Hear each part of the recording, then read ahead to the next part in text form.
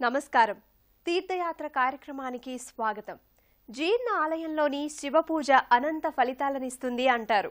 ఆ జీర్ణ ఆలయం వేలాది ఏళ్లుగా బాసిల్లి చరిత్రకెక్కినదైతే ఇంకా మహిమాన్వితం కాదా? రండి, ఈనాటి తీర్థయాత్రలో భాగంగా ఆలేరు మండలం కొలనుపాకలో వెలసిన ఈ విశిష్ట క్షేత్రాన్ని ఈనాటి మన తీర్థయాత్రలో దర్శిద్దాం.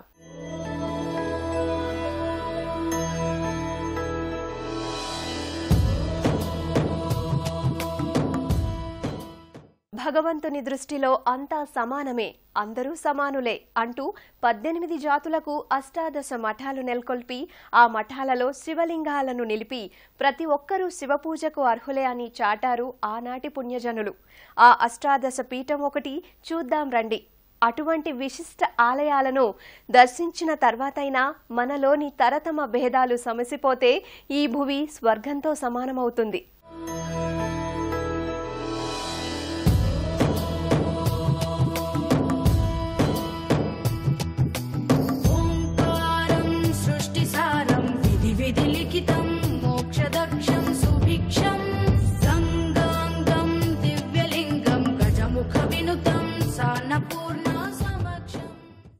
కంఠాన గరళము పంచేది అమృతము, అది శివతత్యము.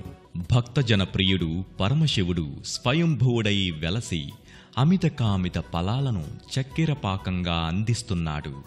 ఈ కొలనుపాకలో మదమాత్సర్య కామలోభ మోహాలను అపరాధములంచక ఆదరిస్తున్నాడు.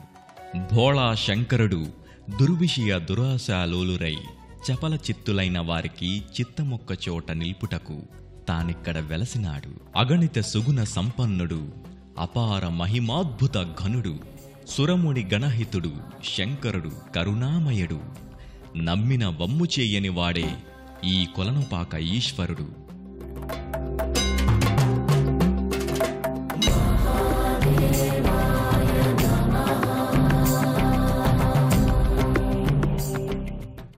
తనువులు అస్థిరములు, ధర్మము నిత్యము అందరిలోనూ, ఆత్మలు పరమాత్మను చేరుటే లక్ష్యము.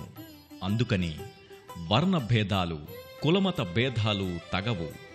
ఉత్స నీచమన్న ఈ తగవు విడిచి ఉచితానుచితాలను ఆలోచించగలవాడే జ్ఞాని. అడుగడుగున గుడి ఉన్నది అన్నది అక్షర సత్యము. మరి ఇది సత్యమైనప్పుడు ఆ గుడిలో పరమాత్మ ఉన్నాడనుట నిత్య సత్యము. మరి ఇంతటి సత్యాన్ని మరచి అధముడని అంటరానివాడని దూషించుట మహాపరాధము. అన్నిటా అంతటా ఆ పరమాత్మను చూడలేని అజ్ఞానము భరింపరానిది. అందుకేనేమో సుజ్ఞానులైన వారు తరతమ భేదాలు రూపమాపదలచి శివపూజకు అందరూ అర్హులేనని ఎంచి 18 జాతులకు అష్టాదశ మఠాల నేర్పరచి వాటిలో శివలింగాలను ప్రతిష్ఠించి శివార్చన చెయ్యనిదే భుజింపరాదని నియమమేర్పరిచి పరమాత్మకు అందరూ ఒక్కటేనని నిరూపించారు, ధన్యతగాంచారు.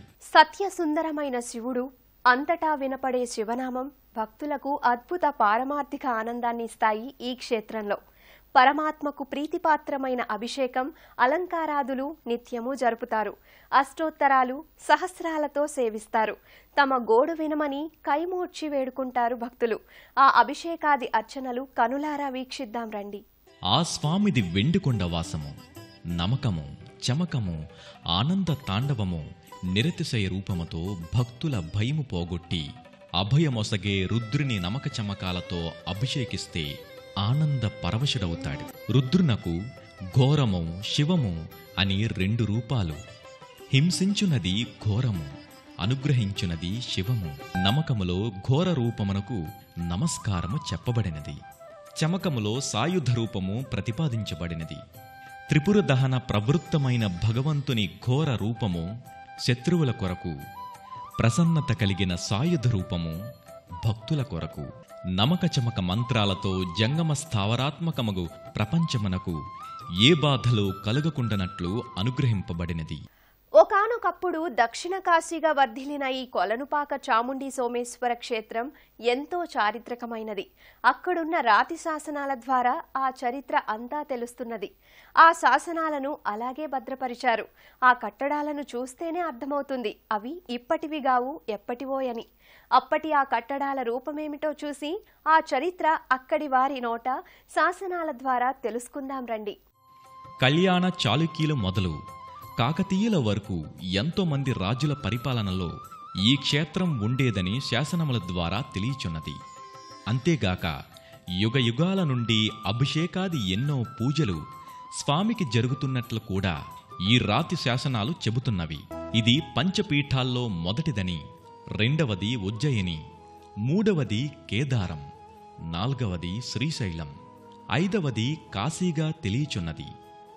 ఈ కొలనుపాక శివలింగం నుండే ఉద్భవించిన రేణుకాచార్యుల వారు 1000 సంవత్సరాల పాటు వీరి శైవాన్ని ప్రచారం చేసినట్టుగా చరిత్ర.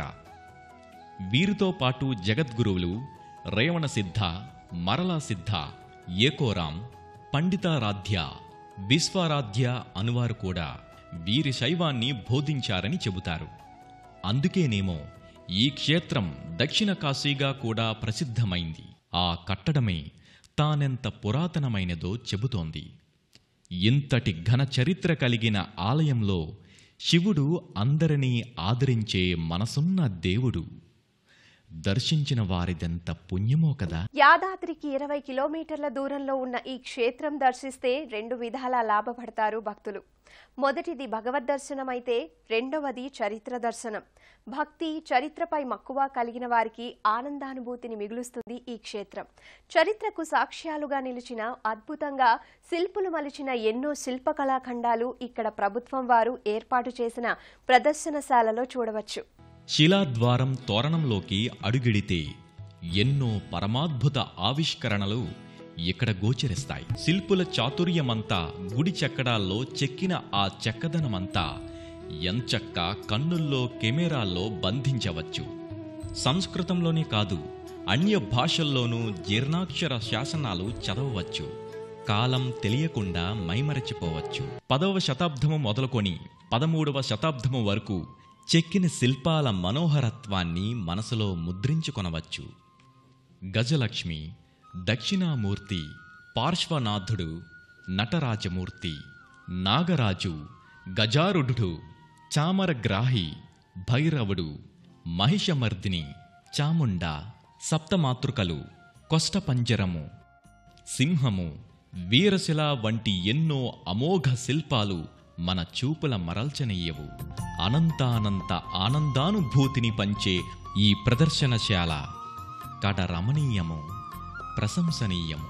ఎంతో ఎత్తున ఉన్న రాతి ధ్వజస్తంభం, దాని చివరలో నంది, క్రింది భాగాన వినాయకుడు కొలువై స్తంభానికి ఇరువైపులా చిరుగంటలమర్చబడి గాలి వీచినప్పుడల్లా వినబడే ఆ ధ్వని భక్తిని ఇనుమడింపజేస్తోంది.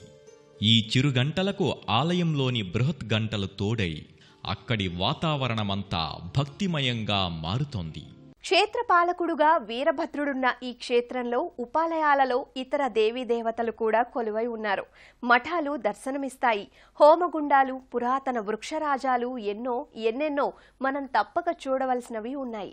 క్షేత్రపాలకుడు వీరభద్రునితో పాటు నాగదేవతలు, ఆంజనేయుడు, వినాయకుడు, నందులు, కాలభైరవుడు, చాముండేశ్వరి, ఏకాదశ రుద్రులు, కోటిలింగేశ్వరుడు, మల్లికార్జునుడు కొలువై ఉన్నారు. ఇక్కడి లింగం నుండే ఉద్భవించి వీరి శైవాన్ని ప్రసిద్ధం చేసిన రేణుకాచార్యులు అదే లింగంలో తిరిగి లీనమైనారట. ఆ జగద్గురువు కూడా విగ్రహ రూపంలో నిలిచిన ఈ ఆలయం ఎంతో మహిమాన్వితమైనది.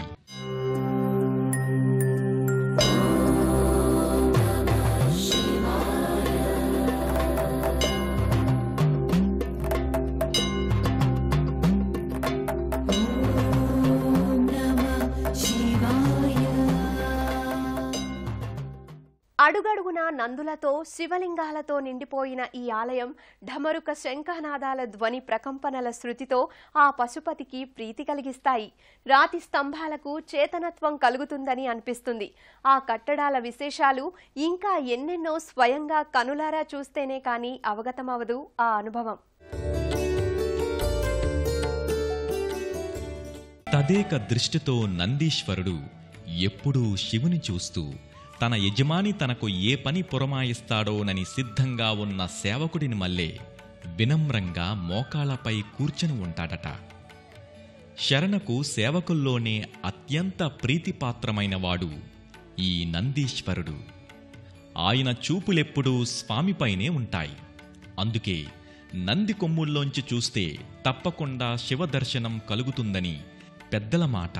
గంగనే తన తలపై నెడుకున్న శివుడు తన జటాజూటం నుండే ప్రవహిస్తున్న గంగలో ఏకాదశ రుద్రులుగా మారి శుద్ధోదక స్నానంలో తన్మయుడవుతున్నాడు. అలాగే నంది నోటి నుండే దుముకే గంగతో పవిత్రులవుతున్నారు పరమభక్తులు. శివుని వెనక చిత్రించిన ఓంకారాన్ని చూస్తూ జపిస్తూ ఓంకారనాద అనుసంధాన గానాన్ని వింటున్నట్లుగా అనిపించి ఆనంద పులకితులవుతారు. రాతి స్తంభాలు ఈ నాదాన్ని యుగయుగాలుగా వింటున్నవి కాబోలు అందమైన ఆకృతులు దాల్చాయి. పైకప్పు భాగాన శ్రీచక్రులు చక్కగా అమరి ఆర్తులను ఆదరిస్తున్నాయి. కొత్తిపాక, కొల్లయపాక, కొల్లిపాకగా జనుల నోళ్లలో నిలిచిన ఈ ప్రాంతం ఇప్పుడు కొలనుపాకగా పిలువబడుతున్నది. ఎందరెందరో మహారాజులకు, మాన్యులకు, సామాన్యులకు అభయహస్తాన ఆశీస్సులిడి అప్పటి నుండి ఇప్పటిదాకా దక్షిణ కాశీగా పేరొందిన ఈ క్షేత్రం ఒక భక్తి ప్రపంచంగా, పర్యాటక కేంద్రంగా బాసిల్లుతున్నది. ఎన్నో ఉత్సవాలు, పూజలు, పునస్కారాలు చేసుకుంటూ ఒక ఆధ్యాత్మిక కేంద్రమైనది. ఈ ఆలయానికి తోడుగా పురావస్తు ప్రదర్శనశాల ఎందరినో ఆకర్షిస్తున్నది, ఆదరిస్తున్నది. ఓం నమః శివాయః అంటూ దర్శించుకున్నారు కదా. మళ్ళీ మళ్ళీ మీకు ఈ క్షేత్ర దర్శనం కలగాలని ఆకాంక్షిస్తూ మరో తీర్థయాత్రలో కలుసుకుందాం.